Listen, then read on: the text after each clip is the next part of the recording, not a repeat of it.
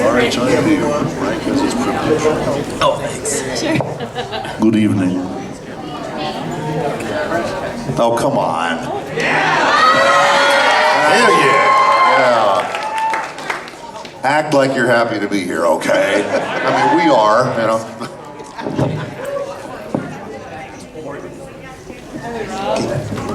How's everyone? Whoa, that's loud.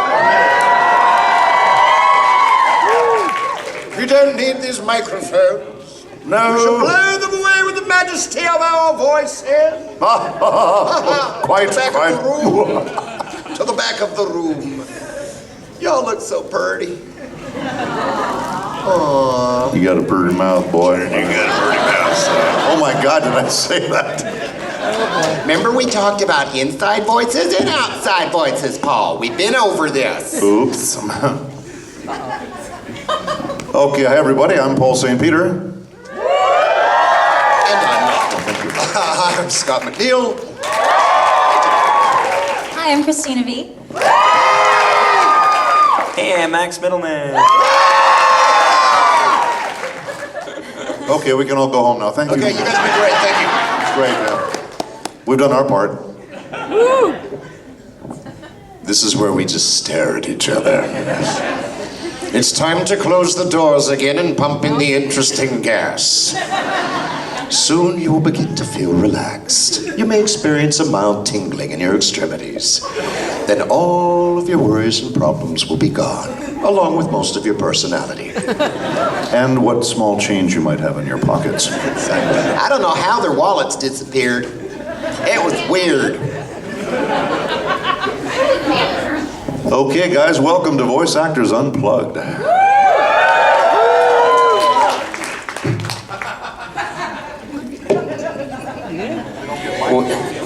It's unplugged. Is that the unplugged part? We didn't get mics, you know? Check. Just one. Can. You hear the back. Are you good? Just check.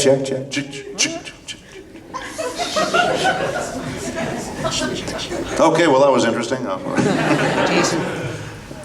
Everybody having a great Metrocon so far? Me too. Because we live in a very ADD world, ADOS, attention deficit, ooh, shiny squirrel, boobies, what? We essentially, or at least speaking for myself, have no idea what we're doing up here. So if y'all have questions, we may actually be able to provide answers that may or may not be truthful and or accurate. Yeah. Yes, sir. First of all, Hi. This is more for you and Christina, since I got to ask Max. Oh, great fun. Neither of us are wearing pants. Next question. Of the people you've worked with so far, who would you say are among your favorites to work with, and who have you not worked with that you would like to work with? I would love to work with everyone I've never worked with before. Because I'm social like that.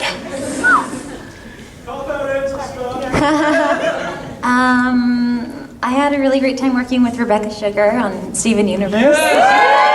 She was really sweet, and it's just great to meet somebody who's just so imaginative and so driven, and she was amazing. There's a director I work with a lot named Bob Buchholz. And he's Bob. Yeah, Bob! He's also the voice of Gene Starwind on Outlaw Star, which is very interesting to me. So, yeah, Bob and Tony Oliver is great, and Tony. yeah, Tony. and anytime we get to work with the Disney guys, they're always really like sweet and. It's okay. So yeah, those are my favorites. But yeah, thank you. Shh. Okay, somebody else pick. Can they hear this? Hey guys, we have a new challenger. Oh my God, is this thing on? This mic is precarious. It's very high, and the XLR is about to crack. Oh wait, no. If we move this way, yes, perfect. I have an engineering degree. Hi guys. Three of us. Three. Oh, my name is Max Middleman. I'm a cool anime guy. My name is Ray Chase. I'm a voice actor. Yay, boo. Play Noctis in Final Fantasy, Roy from Fire Emblem, and I hate Velvet from Tales of Berseria. Lots of stuff. Looks like we just cut to the chase. Oh, I'm sorry. I haven't heard that before. Oh, I get it now. So I guess it's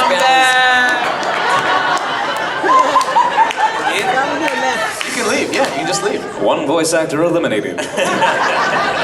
Who will be next on the voice acting challenge? I thought about what I said and I was wrong and I'm very, very sorry. No dad jokes. I'm seeing Ooh, hands. yes, yeah, we had, yes, These two questions are like for like Christina B, Scott McNeil, and Paul St. Peter. Oh, I'll stay then, thank you. We probably don't need the last names at this point. I think we're all friends at this point. Yeah, now people get Christina and me mixed up all the time, you know?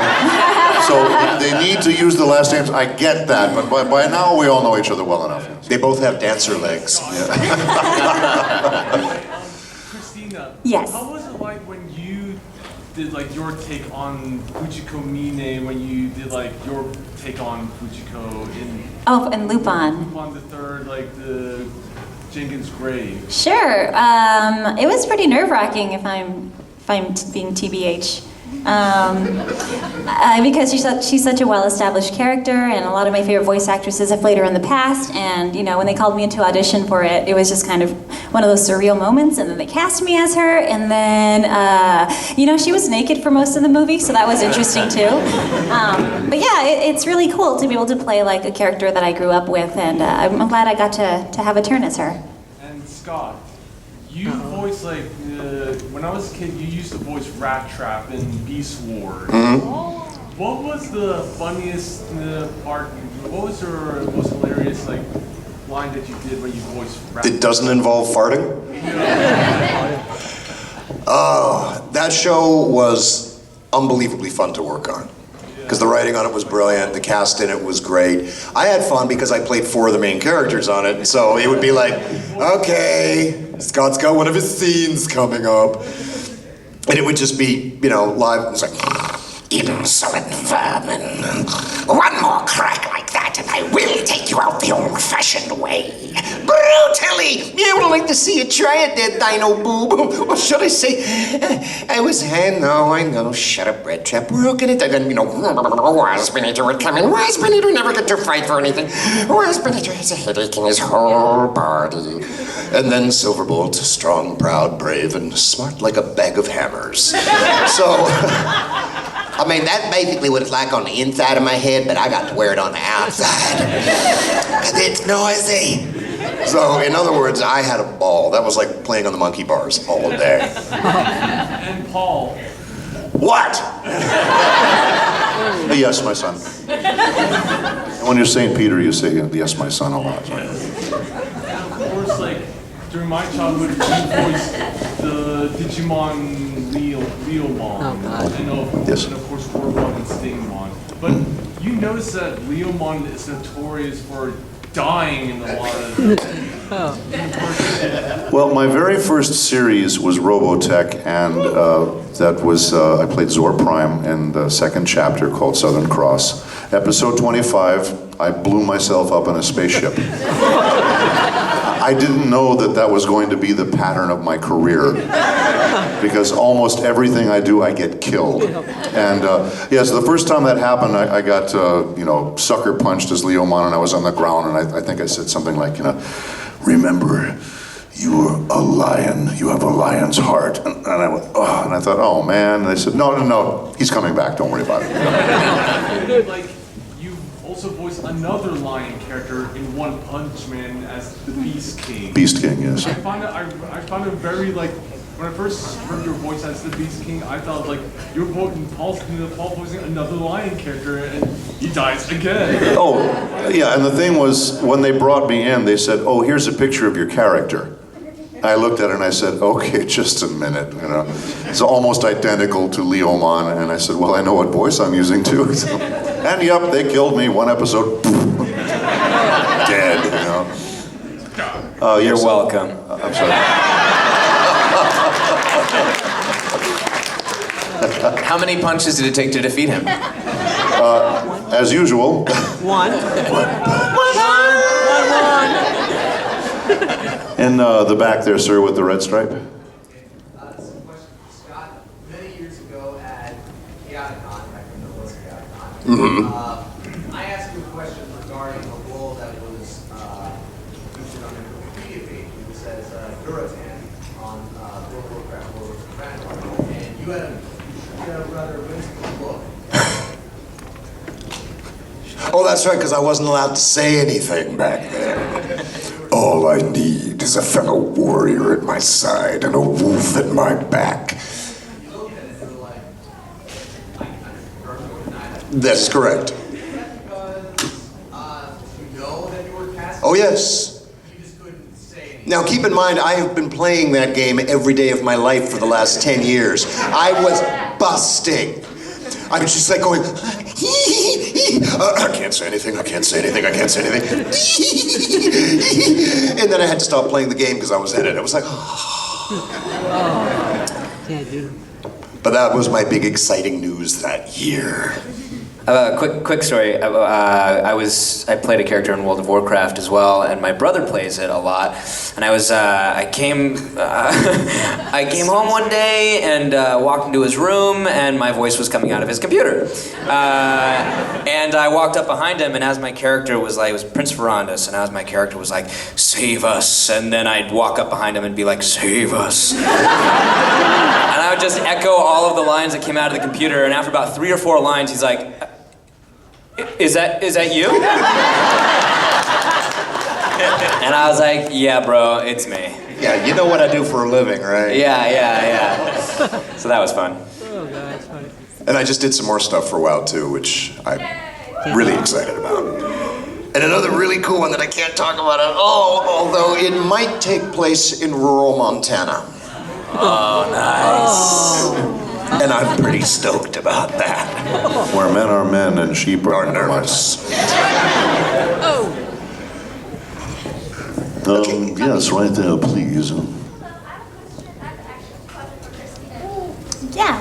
Okay, so one, I know you played with the voice of Noel Vermillion in Blaze Blue, Yes. right? Well, what character would you rather play besides Noel? If I could be anybody differently in Blaze Blue, Kokonoe. Yeah, she's cool. I mean, but I can't be too greedy because I played, what, 5 characters?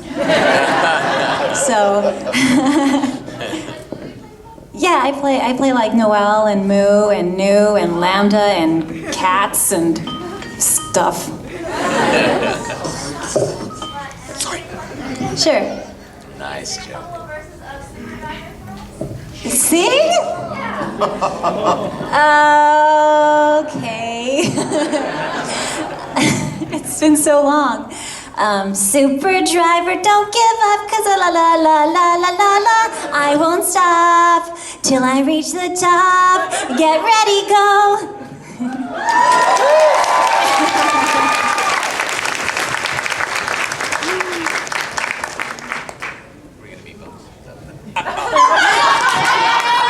I leaned in to follow up to like support you with a beatbox, and then I didn't know. Too fast. Well, it's okay. We're gonna find another. It's not. It's never too late. It's too late. Oh, yes.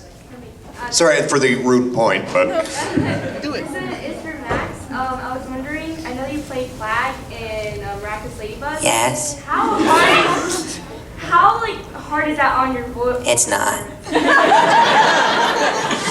that not destroy your voice? It doesn't destroy my voice. It's very, it's almost like I would compare it to Rob Paulson's Yakko. I'm not comparing it to. I'm just saying like the placement of the voice is probably similar. Oh wow, I'm digging a hole.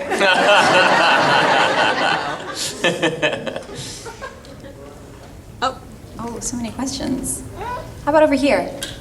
Yes. Oh, hi. Hi.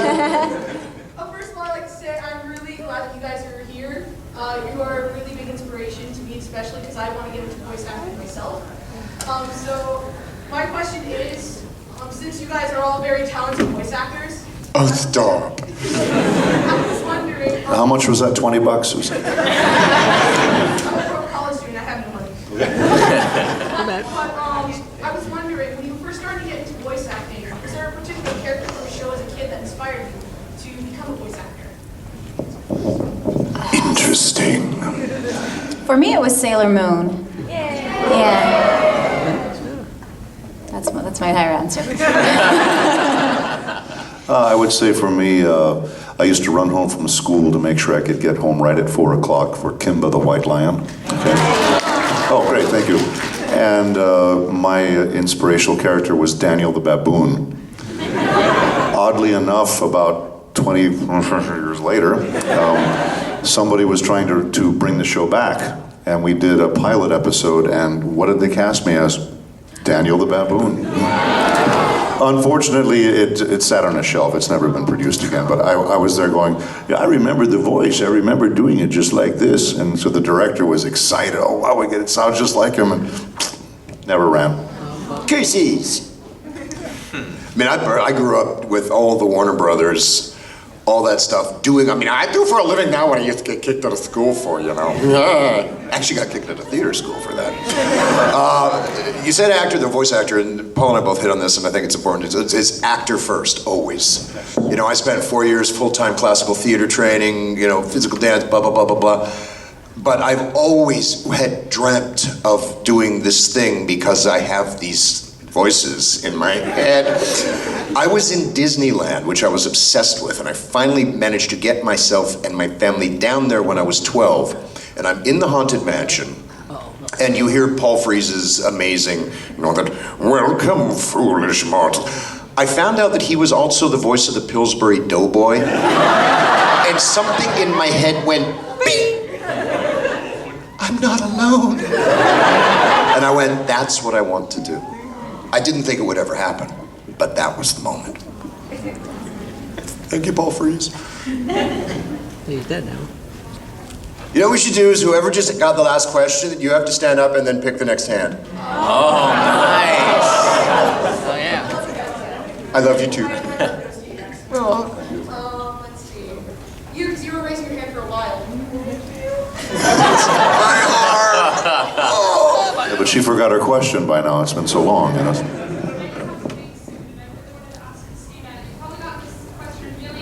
Yes. My favorite part of playing Marinette? Oh, okay. So because I usually do shows that localization, so they've existed before. But for Ladybug, it was not a thing yet. So I got to see the concept art, and when I learned about the show, I went online and there was that anime trailer of it. So it was really exciting to see the fandom grow really from just being excited about the PV and now how huge it's become. I think that's my favorite part, is being on the ground floor and watching the fandom develop. And it was really exciting when it was first released because I could finally talk to people about how amazing the show and the characters are. So that's my favorite part.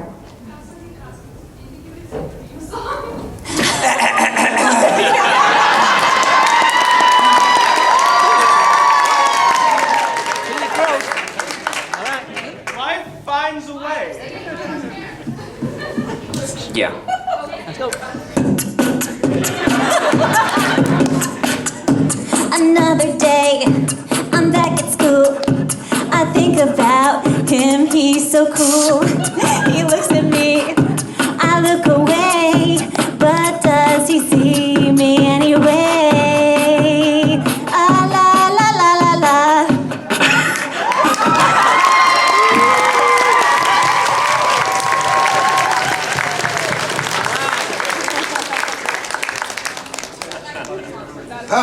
I are going to Thank be you. dropping some beats later. Actual beats. Do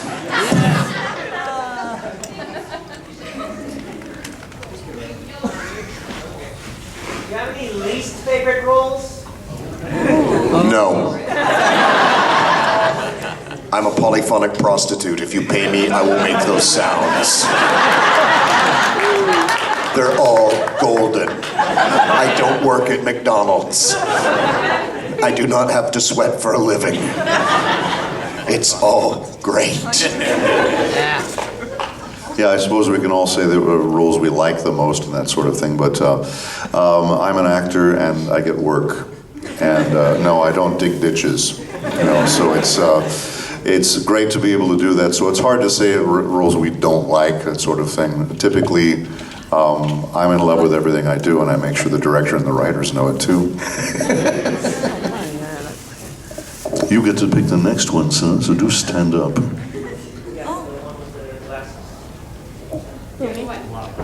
Sorry. This is for Scott. Are you planning on cosplaying this time? You know,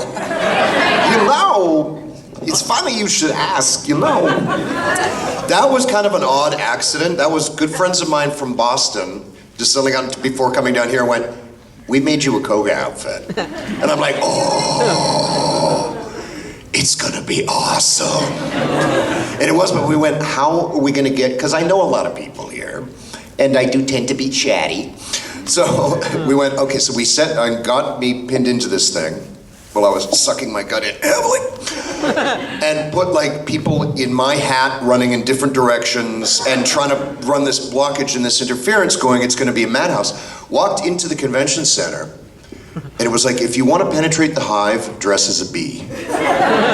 People that I have known for years were just coming up and going like, hey, fucking great cosplay, man, that's wicked. And I'm like, what?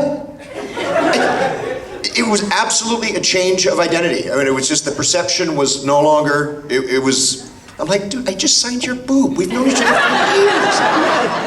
I ceased to be anything other than just, what everybody else is, which is, that sounded really lame.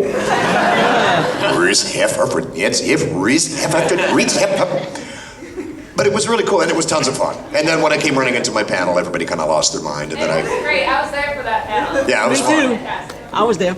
And I salute anyone that wears a Koga outfit because that fur skirt is a little on the itchy side. Oh, crap. Okay. Okay. So this one is for everybody. What's like a funny moment that happened in the booth? That doesn't involve farting. Well, mine only have farts involved, Yeah. so I Like a prank that one of the producers or somebody did. There was one moment in Sword Art Online 2 when I was playing one of the Sleeping Knights. To set the voice, the casting director has to be in the room, but the casting director was not in the room. And so the character ended up sounding like this. It was like, hi, I'm June. But just to play a prank on the casting director, I was like, hi, I'm June. And so that got sent to her first. So I never found out what she thought about the voice. Well, I was doing a show called Battle Beat 'em On, and does anybody know say? Yeah. Battle Beat 'em On, yeah.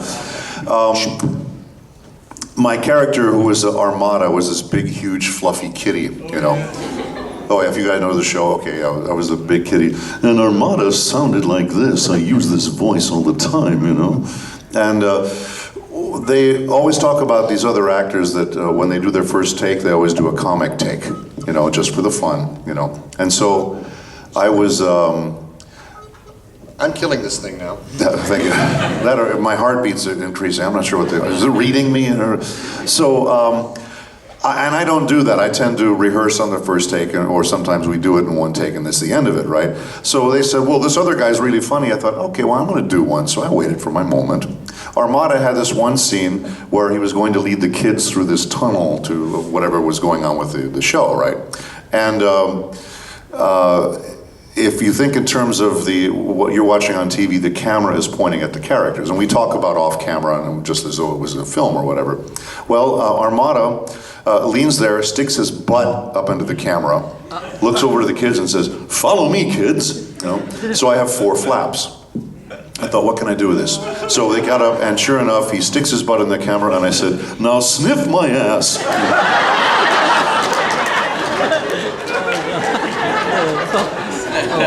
And they played it for every actor on the show for the entire week. It became, I mentioned that to Steve Bloom. He goes, "Oh my God, I forgot about that," because he worked on Beat 'em On too, you know. So. See my ass. When we finished up Beast Wars, I mean, there are some very juicy outtakes that often occur spontaneously within the confines of the studio, where some of the forbidden words are used in colorful and creative manners. Mainframe denies this to this day, but at their Christmas party, they released a video, and so they had animated these, rendered them, showed it. It was one of the best things I've ever seen in my life. Like, we were dying. And then it was seen and never seen again and never spoken of again. They're like, "No, that never happened." I was like, "I was there! I saw it! God damn it!" Damn them. So it exists in a vault somewhere. Somewhere.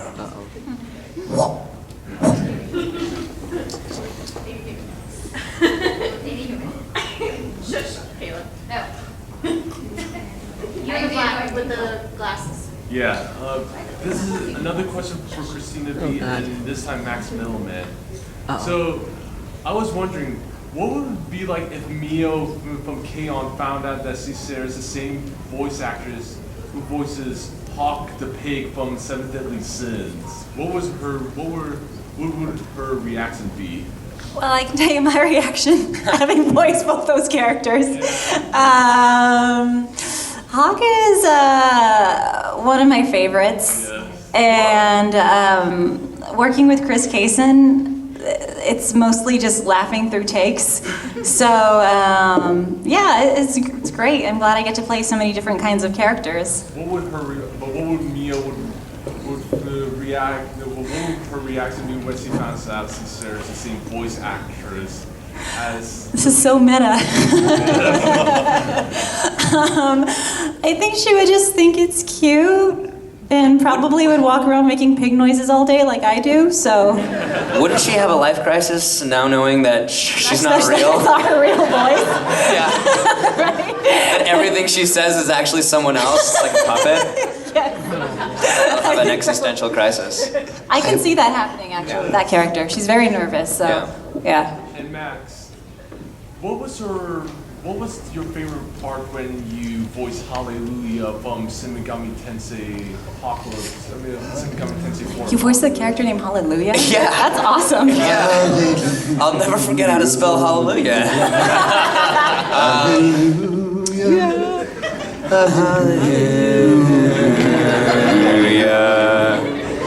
That part right there. That was my favorite part of the whole thing. What was your best line that you did, or like favorite moment that you did when you voiced him? Hallelujah. Hallelujah. It's really tough to think of a line from that character because I think we recorded in one day, and so it's a lot of lines that come at you at one time. But this remains to be my favorite moment of the whole game. Yeah. Because the question wasn't directed at me, I'm going to leave.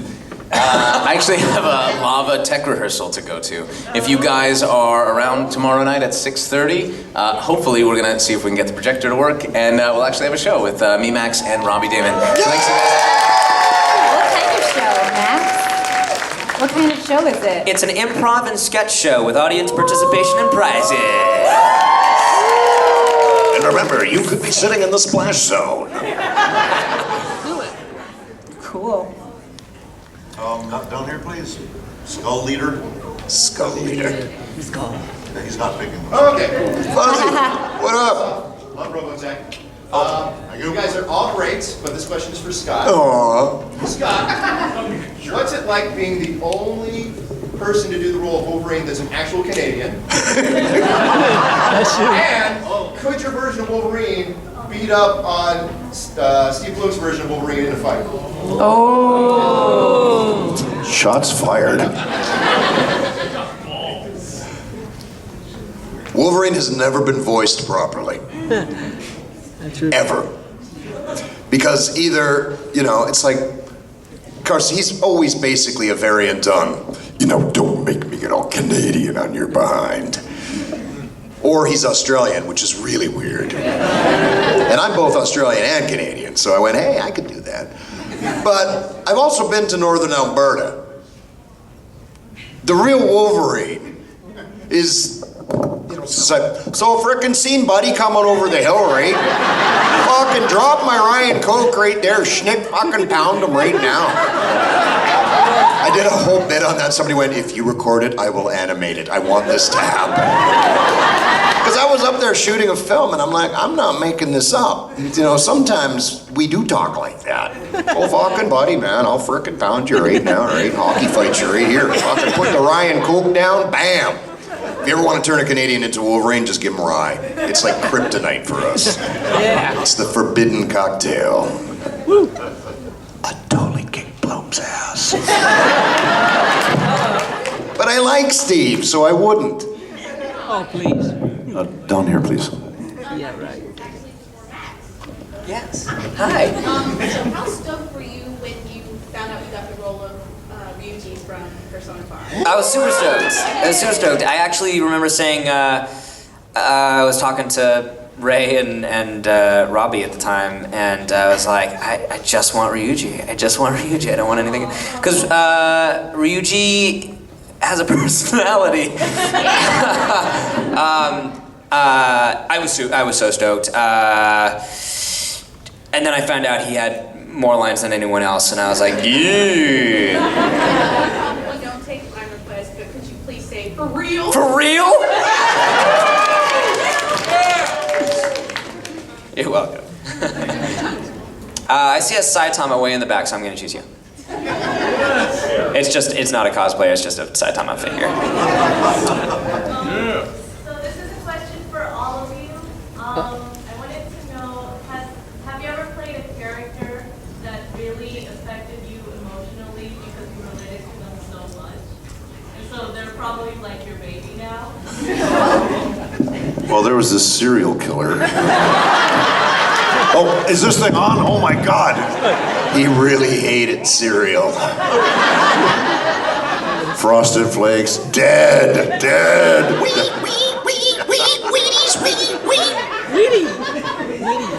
Is that what I did there? Somebody was paying attention. Wow. This requires us to not be superficial. Yeah, it's like, Wait, let's open it up to what if it's a live action character too? Something you've played on stage or screen? I'm banana it backwards in a way, because I've been doing cartoons for a long time. And a lot of them before I'd ever been to a convention. The very first convention I did was, I think in '99, it was BotCon in California. And so I go there and I'm just like, oh my God, all these people, this is so trippy, man. And I'm going, I have the world's most anonymous job. It's really cool. So I'm standing in this room full of all this madness and cosplay, and people are drawing, and I stand up and I come up behind somebody that was drawing a picture of Waspinator. And I'm like, Waspinator likes picture. And he just did like one of these, it was like, Oh God, it's you. oh my God. I mean, I'm like, what, am I on fire? Is there a spider on my head? He's just like, but they had just aired, if you're familiar with the show, an episode called Code of the Hero where Dinobot died. And that was kind of a big deal. I didn't know that at the time. But, I mean, people were coming up just in tears, going, and I thought, wow. And then it forced me to revisit it and go, maybe there's a little more to this than I thought there was. And then it started to kind of retroactively get me, because it was a great, tragic, awesome figure arc. I almost sounded like I knew what I was talking about there for just a second. And then it just ran out. It was brief, but it was beautiful. Yeah. If you could edit a different ending onto that answer, it would be great.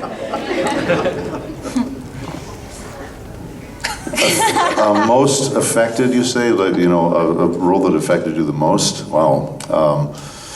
You know, luckily I'm emotionally balanced enough to where I don't take on the characteristics, you know, that kind of thing. But, well, I'd probably say Urma. See, everybody goes, oh.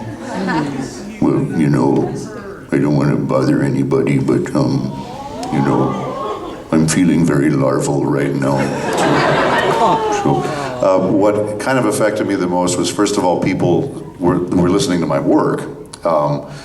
When they finally got to hear me, as opposed to we go in and we talk by ourselves, and a lot of times there's nobody recorded yet, you know. You're the first one to work. But everybody came to me and said, I'm falling in love with Wormmon. I'm falling in love. That little guy is so sweet and so wonderful. And as the character developed more, and again, wonderful scripts. I can't stress it enough. They write good scripts and we get to do these things. Just the sweetness and the vulnerability of Wormmon is probably something that affected me more than anything else. Because I was a rat bastard before I played that role. So. For me, it's Homura Kemi from Madoka. Yes. And it's very hard.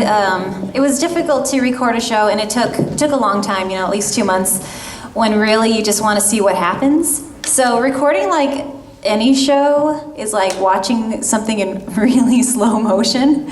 So she was with me for a long time, and Christine, my best friend, plays Madoka. And sorry, is anybody here like really amped to see Madoka? They haven't yet? Okay. Okay, so not really. Okay, so that scene where Homura, sorry, this is a spoiler if you haven't seen it, where Homura shoots Madoka. Sorry, spoiler. It was intense because it's Christine and she was already recorded, and yeah. And then the third movie that came out, talk about like a character arc. So yeah, she's my favorite. There was a show I did called A Lull in the Sea. Not a lot of people saw it, but there was a scene in there. Another spoiler. But basically, the character goes into a coma for 5 years, and when he comes out of it, everybody's older. He stays young. It's like a cocoon thing, so he stays actually like a kid. And when we did the scene, there's a moment where he's like kind of like yelling at a friend of his, like, you don't understand what it's like to be in this weird position where that crush that I had on now, or that person I had a crush on, now she's all grown up and I can't have a crush on her anymore. Does the word MILF mean anything to you? It's the best of both worlds. Hadn't thought about that. But there was a moment where he's like yelling at his friend, and it's really tearful, and he's crying. And in the booth, I was like shedding tears, and it was really emotional. And I did like the perfect take, and then I remember the director going, "All right, that was too long. We got to do it again." And I did it like 7 more times, and it was terrible. But I'll tell you, the role that affected me most was not something that I voiced, but from a game called Final Fantasy VIII. A character, Squall was affected me very much, but then there was Zell. And Zell was like this weird scene kid / super angsty teenager, and I was like 11 when I played that game, 10 or 11. I feel like I was just on the cusp of puberty, and like I was like, ooh, he resonates with me. The anger that this guy has, I'm angry for no reason. I don't know why. So that definitely resonated with me. Squall resonated with me very much. I'm sure. Yeah. Okay, we are getting this lovely wave from the back of the room, which either means hi, count my fingers, or time is running out. So, we're gonna go into what I call the lightning round. Lightning round of questions. Lightning round, and this has to be fast. No fooling around and no finishing with, so how do you get started in voice acting? So, everybody that has a question, put your hand in the air. Keep your hands in the air. Right there. That's it, and we call time. Any other hands cannot go up. Every hand will be answered as we go. Good. Yes. Stand up, please. And, sorry, time's up. Moving on. Thank you. Yes. How many times did you have to say Kingdom Hearts? How many times did I have to say Kingdom Hearts? As many as they paid me. Yes. Are you guys at all upset about the new people who were doing voice acting as opposed to what you started out with? As far as like the new things on, you know. Should Christina and I leave? You kids get out of here. We're going to talk about stuff. When we used to use tape and microphones. Let me put my dentures back in and I'll tell you about this here. No, I mean, the more this world grows, the better and greater it gets. A high tide raises all ships, right? Yeah. That's what I think. Yeah, and it just continues to elevate what we get to do. It I also mean- makes it more of a pain in the ass to get work, so yes, but no. Well, Yeah, there's yes, so, but but no, there's so exactly. much more work out now with Netflix and Amazon and all the streaming services online. There's way more stuff out. Yeah. So even though there's more people, there's Yes, down here, please. Okay. You guys have a guilty pleasure TV show that you guys watch? Rick and Morty. Killed. Buffy the Vampire Slayer. I don't watch TV, but when I do, it sometimes might be forged in fire. Crazy Ex-Girlfriend. I was on that show. Oh my god. This is so great. Casey Jones. What's your favorite fruit? Grapes. Steve Bloom. Steve Bloom. Yes. Yep. Cranberries. Remember, this is fast. This is fast. That was Take quick. two. Favorite classical film? I was just reiterating the question. That was. African Queen. The Man Who Would Be King. Metropolis. Yeah, nobody knows. That's classic. Yes. Harold and Maude. That's not. That's I tell you, the young kids in voice these days. Yes. Citizen Kane. Were you? Is that what you were expecting? On Golden Pond. Oh, I don't understand. Do you guys ever catch yourselves using your voices in regular life? yes. Yes. All the time. It's when I don't catch myself doing it that I get worried. They happen all the time. It's a constant stream with me. We are out of time, my dudes. Oh, I promised I would get to everybody. Yeah. Hey, yeah. Wait, what? One more. Okay, like, how fast can we go? Super rapid. Red. No time to hesitate. Bye. Oh, what was your favorite line in Playing Trichometer? Okay. Beautiful. Yes. Yes. What's your favorite bad movie? All right. Favorite bad movie? There are no bad movies. Yes. Yes. Hi, for Christina and Max, do you know if Flag and Marinette meet in season 2? I don't know No. anything yet. No. So hyped for season 2. Yeah. Okay, yes. What is your opinion on candy corn? Blue. Yes. Say what? How do you like recording Evo? Evo? They paid me. I had a great time. Yes. Yes. Christina, you did Ribbon. Yes. You did Soldier Lord. Can you confirm that Ribbon killed Yasla Professor? I don't know. Oh, yes. Sorry. I don't know. What? No. Yes. What do you think of Rick and Morty? Bacon. Yes. Just screaming into the mic and then just going dead quiet and booing.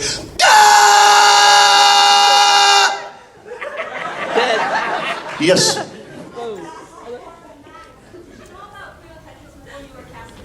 Nope. Yes. Was there ever a voice that made you feel exhausted at the end? The only thing I've ever done that actually physically hurt me, Dragon Ball Z exhausted me for a decade. And playing Cobra Commander, which I did briefly after Chris Latta passed away, hurt me. Oh, yeah. Done. That's the only one. One more. What else? How many more? Yes. 3 more? Was there ever any roles that you never managed to get that you really wanted to get? Yes, every role that I ever auditioned for and didn't get. Same answer. Yeah. All part of my plan to take over the world. For all of you, which character do you think was the most difficult to get into? Killua. Saitama. Kiwimon. Amanda Banshee from Wacky World of Tex Avery because she was 90 years old and she was a woman. The first one two more characters hand, I ever last played in hand? anime were all women. Is that the last hand over there? Okay, how many hands are still up? Just one? Just one? One, This just is it. one. Make it good. Do not screw this up. Everybody turn and stare.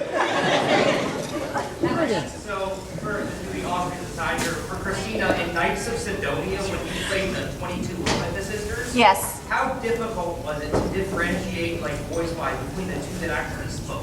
On a scale of 1 to 10. This is 22. All right, thanks You guys are everyone. amazing. Thank you guys. Thank you all of you. I'll see some of you guys at Lava, or all of you. We'd like to thank you for joining us today on our ride. As we exit the room, we would like you Watch to your pick up step as you leave the bus. Keep all of your personal belongings with you and keep your hands and your feet inside the ride at all times.